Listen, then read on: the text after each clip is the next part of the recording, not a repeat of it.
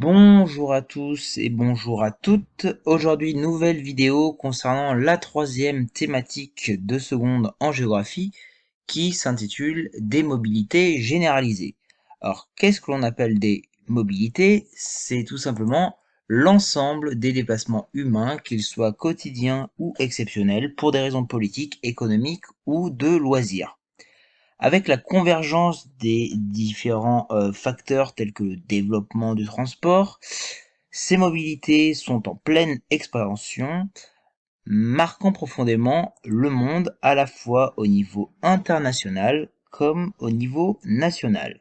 Si leur nature sont différentes en fonction de l'échelle, ces déplacements représentent des enjeux multiples et font l'objet de politiques ainsi que de stratégies différentes selon le contexte. Ainsi, durant cette thématique, nous allons nous interroger sur l'importance et les conséquences des déplacements humains dans la dynamique actuelle de la mondialisation. Afin de répondre à cette question, une étude multiscalaire, c'est-à-dire à différentes échelles, est la plus pertinente. Pour commencer, nous allons étudier dans un premier chapitre les mobilités dans le monde. D'ailleurs, beaucoup de géographes emploient plutôt le terme de mobilité transnationale, c'est-à-dire des déplacements mettant en relation plusieurs pays. Ces déplacements humains sont très variés. Ils vont de ce qu'on appelle les flux migratoires internationaux, c'est-à-dire des déplacements de population quittant leur lieu de résidence pour s'installer dans un autre. Donc ces flux migratoires représentent des enjeux très différents, à la fois géographiques, économiques, sociaux ou encore politiques et géopolitiques, tant pour les espaces de départ que pour les espaces d'arrivée. Ils sont marqués par une grande diversité d'acteurs et des mobilités aux finalités très contrastées, puisqu'on va avoir des migrations de travail, des migrations pour les études, des réfugiés, des migrations forcées. Bref, tout un ensemble différent qui vont marquer ces flux migratoires. À côté de cela, on va avoir le développement des mobilités dites touristiques. Ces mobilités touristiques, on le verra, sont en pleine expansion également du fait du développement de l'évolution des modes de transport ainsi que du développement de tout ce qui représente l'argent par foyer. Donc ces mobilités touristiques internationales, donc c'est-à-dire des déplacements de personnes dans un but de loisir sur au moins 24 heures, donc sans temps plein essor comme je l'ai dit, et ils se diffusent au-delà des foyers touristiques majeurs, donc connaissent de nouvelles dynamiques liées à la mondialisation. Et donc durant tout ce chapitre au niveau mondial, on va se poser la question: en quoi peut-on dire que les migrations sont révélatrices d'un monde interconnecté et des inégalités sur la planète? Pour comprendre les différents enjeux de ces questions, l'étude de cas de Dubaï, pôle migratoire et touristique, peut paraître pertinent. En effet, Dubaï, c'est une ville et un émirat des Émirats arabes unis, d'une population de 3,1 millions d'habitants. Elle n'a cessé de s'ultra-moderniser grâce à sa rente pétrolière. Réputée pour son shopping de luxe, son architecture ultra-moderne, ses vies nocturnes animées, cette renommée est due à la médiatisation de ses projets artistiques et touristiques toujours plus faux, à l'image de l'hôtel Burj Al Arab ou également de Palm Island, qui est une presqu'île et archipel artificiel en forme de palmier. Forcément, ces projets touristiques nécessitent du coup une main-d'œuvre conséquente, ce qui fait de Dubaï à la fois l'une des premières destinations touristiques, mais également une destination migratoire, notamment pour le travail, extrêmement importante. Donc, de ce fait, la ville a connu d'intenses migrations depuis 20 ans, et comme cela est marqué, 83% des habitants sont nés à l'étranger. Donc pour commencer, on va vous prendre le premier point qui va concerner un espace migratoire important. Donc Dubaï comme les autres royaumes des Émirats arabes unis, accueillent avant tout une main-d'œuvre bon marché, comme on peut le voir sur la diapo. Ils travaillent sur des chantiers dans la restauration. Ils sont avant tout asiatiques, en grande majorité, donc 85%, venant surtout d'Inde, d'Iran, des Philippines. Donc si ces migrants sont aussi importants, c'est simplement parce que la population active nationale de Dubaï est rare. Donc on dénombre 400 000 nationaux actifs et non actifs compris. Et ces derniers demandent surtout des salaires élevés, d'où le fait que les chefs de chantier, de construction, de restauration n'hésitent pas à faire appel à ces migrants. Cependant, si les ouvriers sont indispensables, ils vivent dans des conditions qui malheureusement sont assez effroyables. Ils travaillent dans des endroits où les températures peuvent dépasser les 50 degrés. D'autres travaillent dans la restauration et l'hôtellerie pour des salaires assez misérables. Le regroupement familial étant interdit, ils travaillent pour envoyer de l'argent à leur famille restée dans le pays. Les droits du travail sont quasiment inexistants.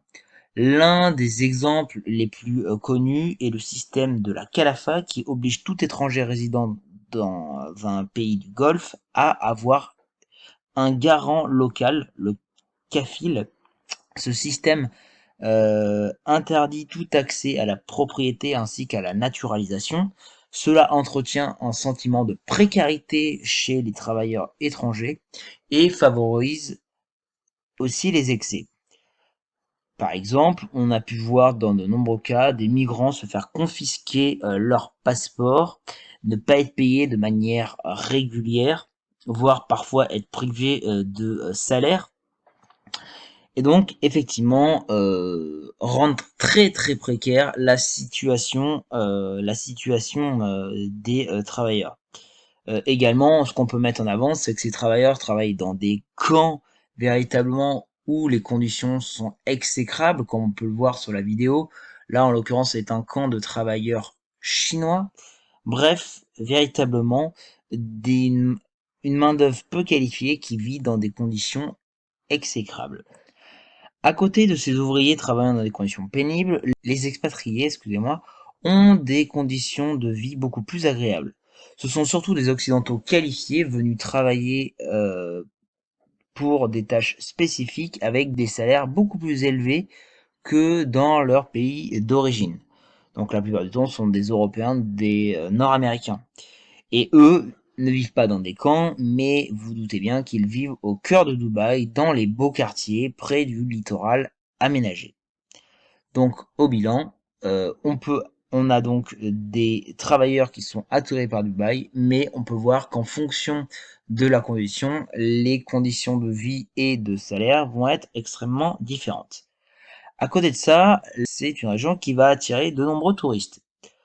En 20 ans, Dubaï est devenu un pôle touristique majeur avec 15 millions de touristes par an. Les visiteurs viennent en majorité des pays du Golfe arabo-persique, d'Europe, de Russie, c'est-à-dire les territoires proches et développés, donc une population à fort pouvoir d'achat. Donc à l'origine, le tourisme de luxe, comme vous l'avez sur votre diapositive, était la clé de voûte de la stratégie de Dubaï. Cependant, la situation est en train d'évoluer. Dubaï est connu pour ses hôtels 5 étoiles fastueux. Mais une augmentation récente du nombre de chambres plus abordables a été constatée dans l'Émirat. Cela est en partie dû à la concurrence des marques hôtelières locales et internationales en pleine croissance qui cherchent à offrir à leurs clients un séjour confortable associé à des prix compétitifs. La chaîne hôtelière Rove, de milieu de gamme, prétend proposer un hôtel pour une nouvelle génération moderne, connectée et soucieuse de la valeur des choses. Traditionnellement, Dubaï est réputé pour être une destination de luxe. Nous nous considérons comme une chaîne hôtelière abordable avec un excellent rapport qualité-prix. Vous obtenez un service exceptionnel, un très bon produit et vous faites l'expérience de la communauté locale. De plus, je pense que les gens ne viennent plus à Dubaï pour les mêmes raisons. Auparavant, c'était vraiment une destination de plage, 5 étoiles. Et nous avons toujours ce type de visiteurs. Mais je pense que maintenant, les gens viennent peut-être aussi pour faire une... Tout simplement, effectivement, Dubaï, comme le dit la vidéo, est en train d'évoluer à l'image des différents hôtels construits ces dernières années.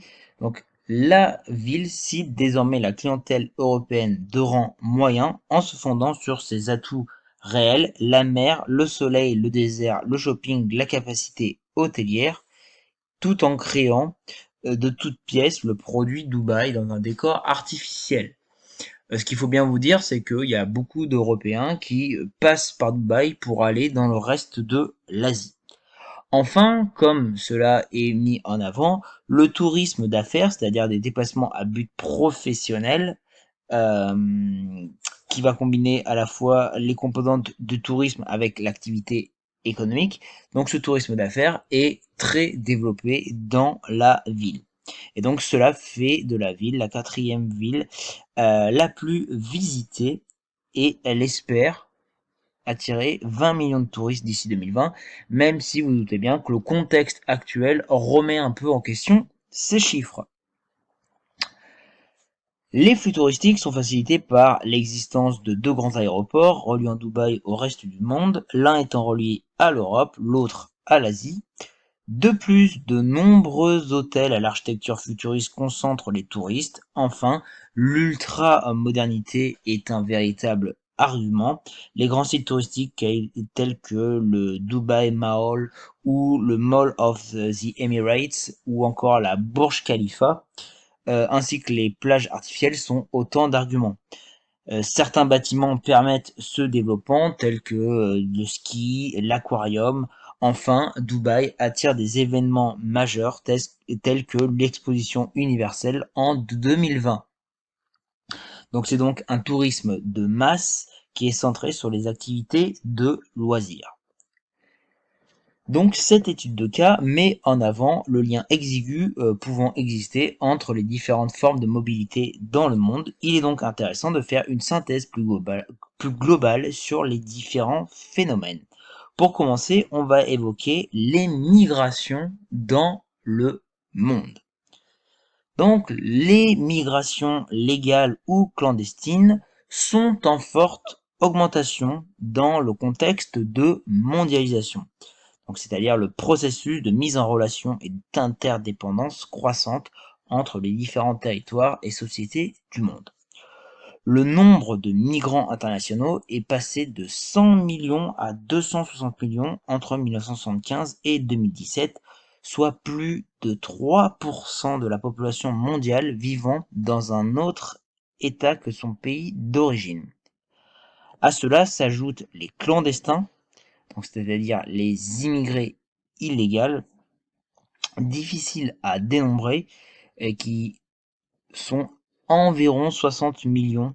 Et à cela, on peut rajouter également les 60 millions de réfugiés déplacés pour cause de conflits ou autres raisons d'importance. À côté de ça, on peut dire que l'image du migrant comme un jeune homme célibataire peu qualifié venu chercher du travail dans les pays du Nord ne correspond plus du tout à la réalité des migrations. Aujourd'hui, la moitié des migrants internationaux ont 40 ans et 48% sont des femmes. Une proportion de migrants habitent dans un pays du Nord, 6 migrants sur 10 sont origines d'un pays du Sud. Femmes comme hommes, les migrants sont de plus en plus qualifiés. De plus, les migrations internationales répondent à des dynamiques précises. Les pays du Nord, le Golfe Persique ainsi que quelques pays du Sud tels que la Somalie ou le Nigeria sont des régions où vont se diriger les migrants. La plupart de ces pays sont des régions développées, donc plus attractives, à l'image du Moyen-Orient, où les travaux se multiplient pour accueillir différents événements majeurs. Les foyers d'origine des migrants internationaux sont plutôt situé en Asie, 60% des migrants, en Afrique, 16%, et en Afrique de l'Est, 10%. L'Amérique latine et les Caraïbes complétant ce classement. À l'échelle mondiale, les principaux flux de migrants sont donc des flux sud-nord avec une double logique de proximité et de recherche d'un meilleur cadre de vie, et parfois réfugiés. De l'Amérique latine vers l'Amérique du Nord, de l'Afrique vers l'Europe, de l'Asie du Sud vers le Moyen-Orient et l'Europe ou l'Amérique du Nord. Bref, cette logique de proximité va tout le temps ressortir. Ce sont principalement des flux de travailleurs de peu qualifiés, vous vous en doutez bien. L'un des exemples les plus connus est sans doute la migration entre les États-Unis et le Mexique. C'est la route migratoire la plus fréquentée, empruntée par 13 millions de personnes en 2015, et tristement célèbre notamment, puisqu'elle est matérialisée en permanence par un mur qui sépare les deux frontières. D'ailleurs, en parlant du Mexique, il s'agit d'un des principaux pays d'émigration, à l'instar de l'Inde, la Russie, la Chine et le Bangladesh, alors que les pays qui accueillent le plus d'immigrés sont les États-Unis, l'Arabie Saoudite, l'Allemagne, la Russie et les Émirats Arabes Unis. Cependant, à l'échelle intracontinentale, on observe qu'il y a des migrations sud-sud très importantes, surtout à l'intérieur des continents peu développés. Donc notamment en Afrique, on a des migrations intra-africaines, comme on peut le voir sur la carte. Ces migrations qui sont pour beaucoup, des migrations via des pays de transit vers un pays du Nord, comme on peut voir sur le schéma. Donc, effectivement, cela va grandement participer à la migration. Les migrations nord-nord et les migrations nord-sud sont moins importantes. Alors, essentiellement des mobilités de travail ou de mobilité étudiante. Voilà, effectivement, ou éventuellement des migrations lors de programmes comme Erasmus par exemple. Enfin bref, elles sont assez peu développées. Donc au bilan, on peut dire que si les flux sud-nord restent dominants, les dynamiques sont en train d'évoluer dans le même temps que les dynamiques de la mondialisation, puisqu'on est en train de voir qu'il y a de nouvelles migrations entre pays du Sud qui se développent. Les migrations internationales sont diversifiées et s'inscrivent à toutes les échelles. Elles sont facilitées par l'amélioration des modes de circulation. Le transport aérien domine le niveau mondial. À l'échelle régionale, par exemple en Méditerranée, c'est éventuellement le transport terrestre et maritime qui vont jouer un rôle important.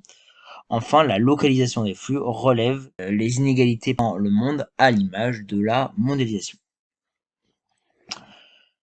Donc, après avoir fait ce bilan chiffré sur l'importance des migrations, nous allons maintenant mettre en avant les différents facteurs de migration puisqu'ils sont assez nombreux. Tout d'abord, la première raison de migrer est avant tout économique.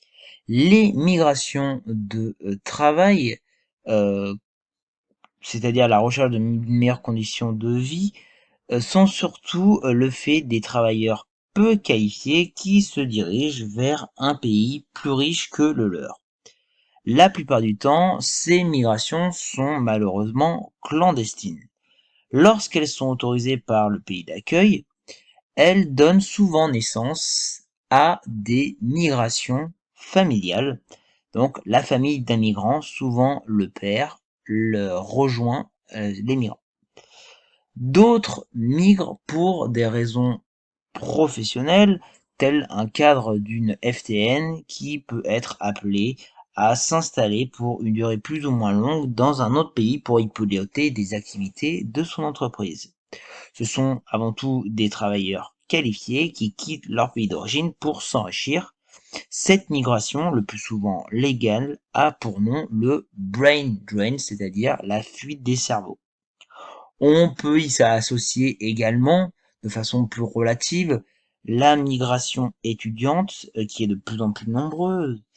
Donc les étudiants passent au moins un an de leur formation dans un pays étranger pour s'y familiariser, pour se familiariser avec une autre culture. Cela est facilité notamment en Europe par des programmes tels que le programme Erasmus. Donc en 2018, ce programme comptait 5 millions d'étudiants mobiles. La raison économique pousse même les plus âgés à migrer, comme va vous le présenter la vidéo suivante. Pour lequel certains sont prêts à changer de vie. L'Algarve, dans le sud du Portugal, depuis 2 ans, la région accueille de plus en plus de retraités français, comme Willy et Bernadette Fernsner. À 67 et 68 ans, les voilà bien loin du nord de la France, dont ils sont originaires. Il était temps de changer. On commençait vraiment à s'encrouter. Ça nous permet de repartir sur de nouvelles bases et puis de retrouver un second souffle. Une nouvelle jeunesse. Une nouvelle jeunesse. 1800 € de retraite à eux deux, pas vraiment de quoi espérer une vie de carte postale. En France, Bernadette tenait un bar. Willy travaillait dans les assurances. Une vie où l'on comptait chaque sou, mais pas les heures de travail. C'est pas beau ça? Je me levais à 4 heures le matin. Tous les jours, tous les jours, tous les jours. Pour qu'à 4h30, ce soit ouvert. Au début, j'ai commencé par 5 couverts. Puis après, j'en ai fait 10 et après, ça a augmenté un petit peu. Ça a pris du temps. Ça n'a pas été toujours facile pour les enfants puis pour la femme parce que les enfants, non. Les vacances, ils étaient plutôt rares. S'ils ont choisi le Portugal, c'est qu'ils réalisent ici le rêve de beaucoup de ménages français, devenir propriétaires. Ce jour-là, ils découvrent l'appartement qu'ils ont acheté à Lagos. C'est la première fois que Bernadette le voit.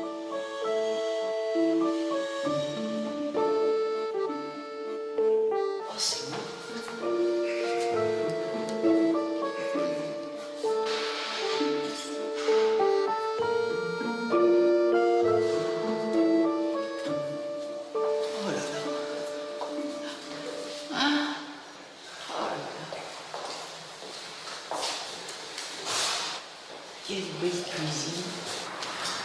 Ah, ça. Comment vous trouvez? C'est magnifique. Et surtout, spacieux. 100 mètres carrés, une grande terrasse avec vue imprenable sur Lagos. Il y a même une piscine dans l'immeuble, le tout payé 220 000 €, le prix d'un petit 2 pièces à Paris, grâce à la revente de leur commerce. Alors là, on va rentrer dans la suite, notre chambre. La suite pressière. Voilà. Pour Bernadette, qui à 14 ans travaillait à la chaîne à l'usine, la vie de château commence maintenant. Mon père était mineur, on pouvait pas, on roulait pas sur l'eau. Hein. Mon papa, il me verrait, et même maman, il dirait, on est fiers de toi, ma fille. Ah ouais. Il le dirait. Une nouvelle vie et au quotidien plus de confort. Car au Portugal, les retraités français ont 20 à 30% de pouvoir d'achat supplémentaire. 5 litres d'eau, 42 cents. cents. Ah, c'est pas cher, hein? Au rayon fruits et légumes, c'est sans commune mesure. 65 centimes d'euros le kilo d'orange, plus de 2 fois moins cher qu'en France. Ouais.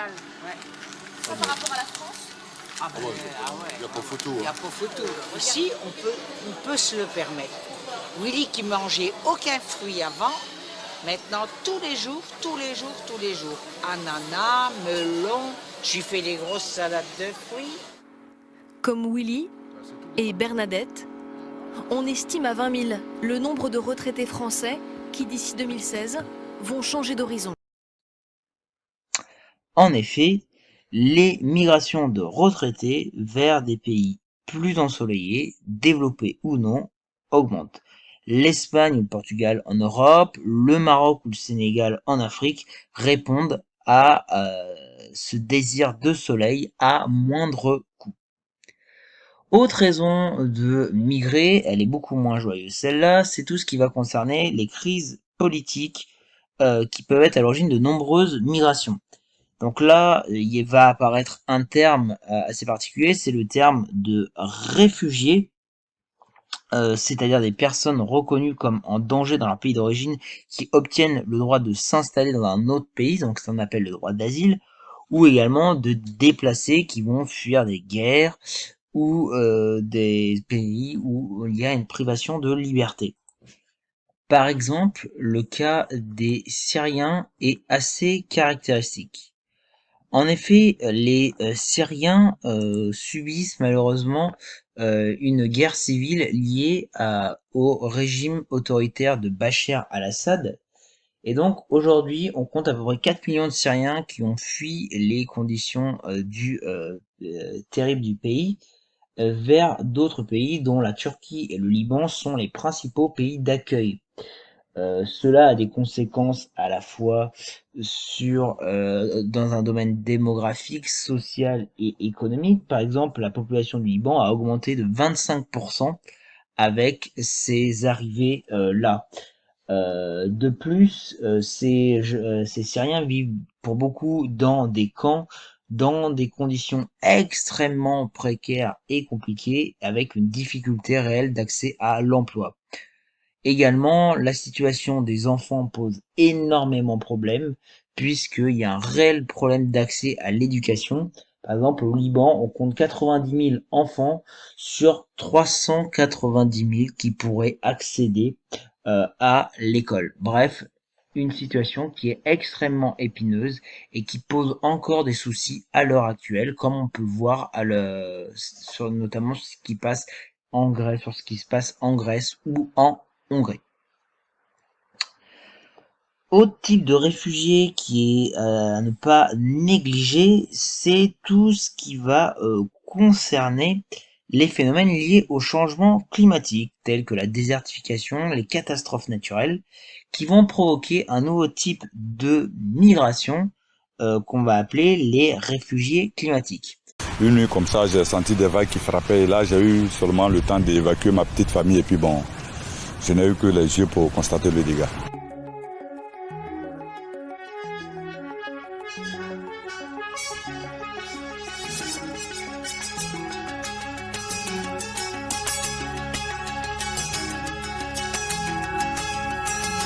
Ça occasionne 2 fois plus de déplacements que les conflits.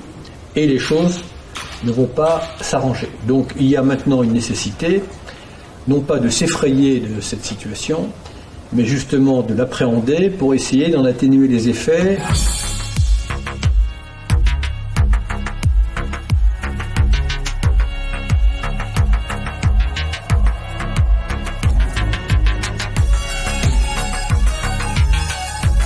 We have had communities who had to relocate because the village, the community they used to have is no longer there. We have communities where the seawater has broken into the freshwater pond, destroyed the freshwater lens, and destroyed food crops. And so the source of livelihood is being affected.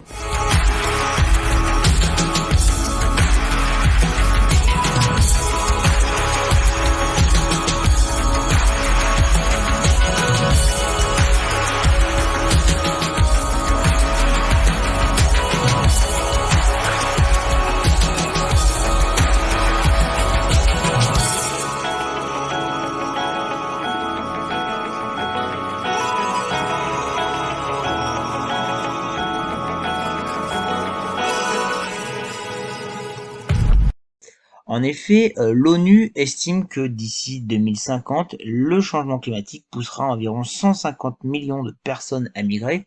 En effet, par exemple, vous avez pu le voir pour le Bangladesh, avec le réchauffement climatique, on va avoir une montée des eaux qui va rendre impraticable, incultivable et invivable certaines parties du littoral. D'où le fait que les gens vont être amenés à bouger.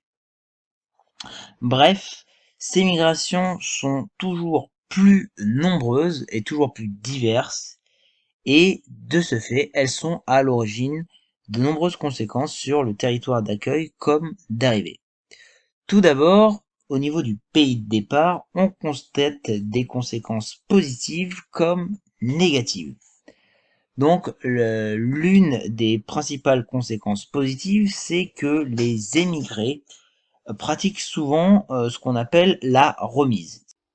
Voici sur ce planisphère, en vert les principaux pays d'origine de ces migrants et en orange les principaux pays d'immigration. En 2008, on estime à presque 200 millions le nombre de personnes qui vivent hors de leur pays natal, sans compter les clandestins. Et sur 6,6 milliards d'habitants, en fait, ça ne représente que 3% de la population mondiale, c'est-à-dire en fait assez peu.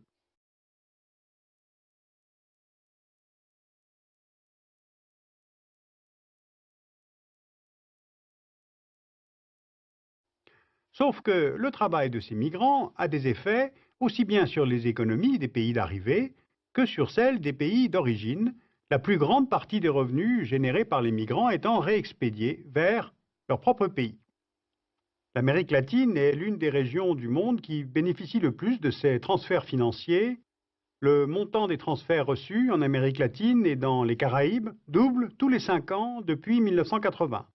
Un peu plus d'1 milliard de dollars en 1981, 61 milliards de dollars en 2007.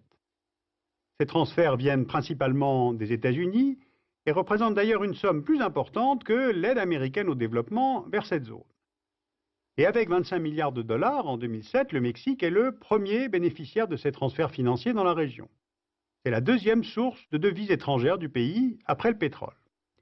Donc la question de l'immigration vers le grand voisin américain est aussi une question économique pour le Mexique. Et la dépendance est encore plus grande pour Haïti, le Honduras, le Salvador ou la République dominicaine. C'est-à-dire que une fois installés, ils émettent des flux financiers vers les pays d'origine pour aider leurs familles. Et 800 millions de personnes dans le monde bénéficient des remises, ce qui représente environ 60% des revenus. Les remises, estimées à plus de 600 milliards de dollars par an, servent à améliorer le logement, à financer des études ou à permettre les dépenses de santé. Elles améliorent parfois les conditions de vie des membres de la famille restés au pays, comme on peut le voir notamment dans certaines régions du Maroc. Parfois, elles ont une importance capitale, comme au Tadjikistan, où les remises représenteraient 42% du PIB. Autre conséquence positive, c'est le fait que les pays de départ négocient de plus en plus avec les pays d'accueil pour favoriser le retour des jeunes diplômés. En effet, 70% des Africains diplômés en Europe ou aux États-Unis projettent de travailler dans leur pays d'origine. C'est ce qu'on appelle le brain gain, c'est-à-dire le retour au pays avec de nouvelles expériences, de nouvelles connaissances et de qualifications, des transferts de technologies, à l'image de ce qu'on a pu voir notamment dans la Silicon Valley indienne, la Bangalore Valley, où justement l'expérience des informaticiens a été retranscrite au pays. Également, autre chose qu'on ne peut pas quantifier, c'est l'évolution des mentalités liées aux échanges entre différentes cultures. Cependant, on constate également des conséquences négatives, j'en ai parlé tout à l'heure, c'est que l'émigration d'une partie de la jeunesse, parfois qualifiée, représente une perte démographique, mais également une perte économique, ce qu'on appelle le brain drain, c'est-à-dire que le départ des cerveaux tels que les médecins, les ingénieurs, les étudiants, les avocats, est préjudiciable pour le développement du pays. C'est-à-dire que un pays qui n'avait sevré de ses ingénieurs va avoir plus de mal à se développer qu'un pays qui a un surplus d'ingénieurs. À ce petit jeu-là, ce sont les États-Unis, comme on peut le voir sur la carte, qui attirent notamment les étudiants par leurs prestigieuses facultés ou les plus importants employés grâce à leur entreprise très dynamique. Donc voilà un petit peu ce qu'on peut dire par rapport aux conséquences positives et négatives. Maintenant, nous allons évoquer le cas des pays d'arrivée. Donc, concernant les pays d'arrivée, l'immigration va provoquer des réponses de la part des États concernés qui vont être doubles. D'un côté, les États vont organiser l'arrivée des migrants légaux, mais de l'autre côté, on a certains États qui vont lutter contre l'immigration clandestine par des protections aux frontières, comme le mur entre la Serbie et la Hongrie, par des surveillances des points de passage très stricts, des camps de transit où sont parqués les étrangers en situation illégale avant d'être envoyés dans leur pays d'origine. Et en fonction de l'opinion publique, les États acceptent plus ou moins de migrants légaux et ouvrent leurs frontières ou adoptent des politiques restrictives. De là vont découler différentes conséquences. Donc pour le pays d'arrivée, première conséquence positive, c'est que tout simplement les immigrants participent à la vie économique, notamment en consommant, mais aussi compensent parfois le déficit naturel que de certains pays, comme en Allemagne, et payent des impôts. Je vous rappelle notamment qu'au Qatar, 80% de la population appartiennent à la migration. Également, on peut évoquer le fait qu'il y a un possible brain gain pour les pays d'arrivée avec l'arrivée de cerveaux participant au développement du pays. Également, on peut citer l'immigration qui produit un changement démographique durable dans les pays de destination. Par exemple, à Toronto, au Canada, 48% de la population est née à l'étranger et on a ce qu'on appelle un métissage culturel. Parfois, les regroupements par quartier de migrants dans les grandes villes en fonction de leurs origines, par exemple le 13e arrondissement chinois à Paris, permettent l'organisation de diaspora et facilitent l'entrée et l'accès aux migrants dans le pays d'accueil. Enfin, on a des offres au pays d'accueil d'une main-d'œuvre bon marché que les entreprises convoitent, en particulier dans le bâtiment, dans l'agriculture saisonnière, le nettoyage, c'est-à-dire autant de métiers pénibles et mal payés que refusent souvent d'effectuer les natifs. À ces conséquences positives, on peut évoquer quelques conséquences négatives telles que malheureusement la méfiance et le rejet du migrant qui va se matérialiser parfois par de la xénophobie, par la montée de certains arguments des partis extrémistes. Parfois, des murs sont construits, les clandestins sont emprisonnés dans des centres de rétention. Et l'autre argument qu'on peut mettre en avant, c'est le fait que tout cela va entraîner des dépenses importantes. Donc, au final, ce qu'on peut dire, c'est que si les migrations sont importantes et variées avec de multiples conséquences, une mobilité va se développer de façon encore plus importante, c'est tout ce qui va être lié au tourisme. Donc tout d'abord, qu'est-ce qu'on appelle le tourisme dans la mondialisation ? Donc, un touriste, c'est une personne qui quitte son domicile pour des raisons personnelles ou professionnelles pour une durée supérieure à 24 heures. En 2015, on comptait 1,2 milliard touristes internationaux dans le monde, soit 38 arrivées toutes les secondes. Certains lieux attirent des millions de personnes, à l'image de Disneyland Paris. Cette importance revêt donc un enjeu capital à l'heure de la mondialisation. Le nombre de touristes a explosé. En effet, il a été multiplié par 6 depuis les années 80. Le tourisme concerne donc 6 fois plus de personnes que les autres types de migration internationale. Et avec plus de 1,2 milliard de touristes internationaux par an, les flux touristiques constituent le mouvement de population le plus massif que le monde ait jamais connu. Cet essor du tourisme s'explique par surtout deux arguments. La hausse du niveau de vie, qui permet l'émergence d'une classe moyenne, et également la modernisation et la démocratisation des moyens de transport, notamment l'abaissement des coûts de transport, notamment le trafic aérien qui est devenu plus accessible. Bref, concernant tout cela, cela va expliquer cette croissance ininterrompue depuis les années 1950. On compte plus de 50% de touristes internationaux en plus depuis 2010. D'ailleurs, le tourisme risque de continuer à augmenter de manière importante car on prévoit pratiquement 2 milliards de personnes qui devraient voyager d'ici 2050. Cependant, tout n'est pas rose puisque les conditions géopolitiques influent sur le tourisme, notamment les crises politiques, le terrorisme peuvent dissuader les touristes et donc peuvent ébrécher un petit peu ce développement effréné.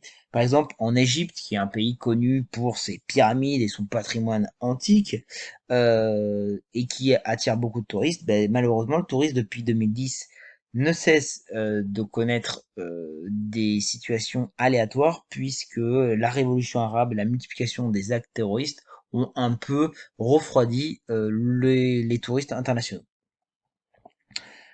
La géographie du tourisme met en avant certains territoires aux dépens des autres. L'Europe attire aujourd'hui 500 millions de touristes, c'est-à-dire environ 40% des touristes mondiaux grâce à des pays comme l'Italie, la France ou la Grande-Bretagne. D'ailleurs, c'est la France qui est le pays le plus visité de la planète avec environ 84 millions de touristes, ce qui s'explique grâce à ses différents paysages, ses multiples musées ainsi que son patrimoine culturel très riche, notamment Disneyland, le Louvre, Versailles, la Tour Eiffel ou encore le musée Pompidou. De plus, le bassin américano-caribéen ainsi que l'Asie Pacifique qui connaît la plus forte croissance touristique, complète un petit peu ce podium. Ces localisations s'expliquent par les atouts de ces espaces, donc les touristes recherchent en dehors du dépaysement une certaine sécurité, un certain service de qualité, notamment dans le transport et l'hébergement, ce que proposent avant tout les pays riches et développés.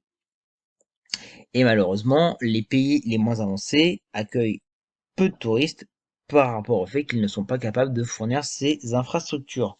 Par exemple, l'Afrique, ce n'est que 5% du tourisme mondial. À noter que cette carte du tourisme est critiquable puisqu'elle oublie les flux intracontinentaux. Or, les flux touristiques se déploient d'abord à l'intérieur des différents pôles. Par exemple, en Europe, 87% des séjours internationaux sont faits par des Européens pour des raisons de proximité et de coût, vous vous en doutez bien. La géographie du tourisme met également en avant une autre dynamique liée à la première, c'est le fait que les touristes internationaux sont majoritairement originaires des bassins d'accueil touristique, c'est-à-dire des pays développés, donc les pays d'Europe, d'Amérique et d'Asie de l'Est. En effet, il faut disposer d'un pouvoir d'achat suffisant et d'un temps de repos suffisamment élevé pour pouvoir pratiquer le tourisme international. Donc vous vous doutez bien que les pays agricoles, par exemple, ne peuvent pas véritablement faire cette activité. Les pays émergents voient cependant le tourisme se développer rapidement chez eux.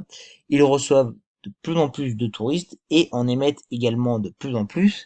Par exemple, la Chine est un véritable exemple de cette émergence puisque c'est la première zone émettrice de touristes et fait partie des États les plus visités de la planète. Donc on dénombre 100 millions de Chinois qui ont voyagé à l'étranger en 2014, contre 10 millions simplement en 2003.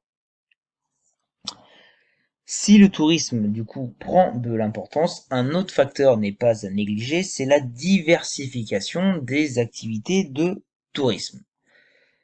Effectivement, quand on parle de tourisme, on parle de plusieurs types d'activités touristiques. Donc la plus connue, c'est le tourisme balnéaire, c'est-à-dire le tourisme lié au bord de mer qui nécessite l'héliotropisme, notamment l'attirance vers les régions ensoleillées et le développement de plusieurs infrastructures telles que les hôtels pour pouvoir accueillir les clients, notamment par exemple c'est le cas de toute la Côte d'Azur par exemple, ou encore la côte landaise. On peut également citer un autre type de tourisme, le tourisme culturel, Donc ce sont notamment les centres-villes des grandes villes ou des petites villes et qui vont attirer les voyageurs qui recherchent à découvrir justement le patrimoine culturel. D'ailleurs, il est assez intéressant de noter que certaines agences de voyage développent ce qu'on appelle des city trips, c'est-à-dire que on voyage de ville en ville pour découvrir notamment les différents types de patrimoine. Notamment pour l'Italie du Nord, c'est quelque chose qui est pas mal développé. Mais Paris est une ville qui est très liée au tourisme culturel, par exemple. À côté de ça, on a le tourisme montagnard, donc c'est un lié aux stations intégrées aux montagnes et qui vont permettre notamment de faire du ski, des randonnées et profiter en fait de toutes les qualités de la montagne, comme par exemple Val Thorens ou Saint-Maurice. En Suisse, on a également le tourisme mémoriel qui est un développement du touriste lié à l'histoire et à la mémoire, comme à Verdun, Auschwitz ou Oradour-sur-Glane pour la région. On peut évoquer également le tourisme d'affaires, qui est un tourisme basé sur l'accueil de congrès, de colloques, de séminaires, qui est en pleine expansion. Par exemple, on l'a pu le voir pour Dubaï, mais c'est très lié notamment à des villes comme Paris ou New York. On a le tourisme lié au parc d'attractions. Donc là, je vais pas faire un dessin, c'est-à-dire que ce sont les parcs d'attractions gigantesques qui vont attirer les touristes, comme à Disneyland Paris. On peut évoquer également le tourisme vert, qui est un tourisme centré sur la découverte de la nature et qui connaît un véritable essor. Un autre terme est lié, c'est l'écotourisme, donc des formes de tourisme respectueux des espaces naturels et des populations rencontrées. Donc on peut évoquer notamment le Costa Rica qui est très lié à cette pratique-là. Et enfin, on peut évoquer le tourisme de la démesure, c'est-à-dire qu'il y a certaines villes qui jouent sur la carte de la démesure, de l'architecture, la modernité ou le tourisme de luxe pour attirer les clients, notamment Dubaï ou encore la plus connue, c'est Las Vegas. Au vu de l'importance de la diversité de tourisme, vous vous doutez que les effets sur les pays impliqués sont non négligeables. Effectivement, le tourisme est devenu une source importante de revenus dans le monde puisqu'elle représente 9% du PIB mondial. Donc les enjeux sont multiples et colossaux. Donc déjà, l'économie des territoires impliqués est dynamisée. Le tourisme de masse génère des flux financiers très importants entre le pays de départ et d'accueil où une partie de la population vit de ses revenus. Le tourisme contribue en effet pour presque 10% du PIB mondial et représente près de 240 millions d'emplois. Les recettes du tourisme international sont passées de 2 milliards en 1950 à plus de 1250 milliards de dollars en 2015. C'est donc devenu une activité vitale pour notamment certains pays, notamment si on prend des pays comme le Maroc, le Mexique, la Thaïlande ou encore la Jamaïque, c'est la source principale de revenus. Également, ce tourisme nécessite un aménagement complet. Effectivement, pour accueillir toujours plus de touristes, les États et entreprises investissent dans l'amélioration des infrastructures de transport et d'hébergement dont les habitants peuvent tirer profit, comme la construction ou l'agrandissement de ports, d'aéroports, la construction de stations balnéaires, de complexes hôteliers, bref, etc. Tout cela modifie en fait les paysages et les besoins du tourisme en main-d'œuvre permettent aux habitants de trouver un emploi sur place et d'améliorer leur niveau de vie. Sauf que le fait de transformer ces sociétés, malheureusement, cela va aboutir à une artificialisation et à une uniformisation des espaces touristiques et malheureusement va contribuer à de nombreux dégâts environnementaux, fragilisant aussi certaines sociétés traditionnelles. Également, on peut citer le fait que cette croissance du tourisme peut entraîner des tensions entre les populations locales et touristiques, à l'image du mouvement de tourismophobie qui s'est développé en Espagne, notamment en Catalogne, lié à la hausse des loyers, à la transformation du commerce au profit des touristes, aux nuisances sonores et environnementales. Et de ce fait, on parle de conflits d'usage.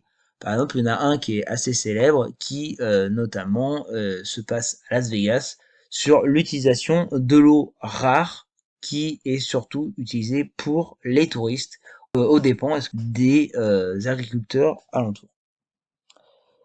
Aussi, pour éviter cela, de nouvelles formes de tourisme se développent, comme je l'ai développé tout à l'heure. C'est ce qu'on appelle l'écotourisme ou le tourisme équitable. Donc en conclusion, on peut dire que le tourisme et les migrations constituent des dynamiques très importantes de la mondialisation, dont les effets sur le territoire sont aussi bien positifs que négatifs. Cependant, ces dynamiques, du fait de l'émergence de nouveaux pays, sont en train de se modifier peu à peu et appellent à des nouvelles valeurs telles que le développement durable. Je vous remercie d'avoir suivi cette vidéo et n'hésitez pas à me poser des questions en commentaire en cas d'incompréhension. Bonne journée, merci à tous.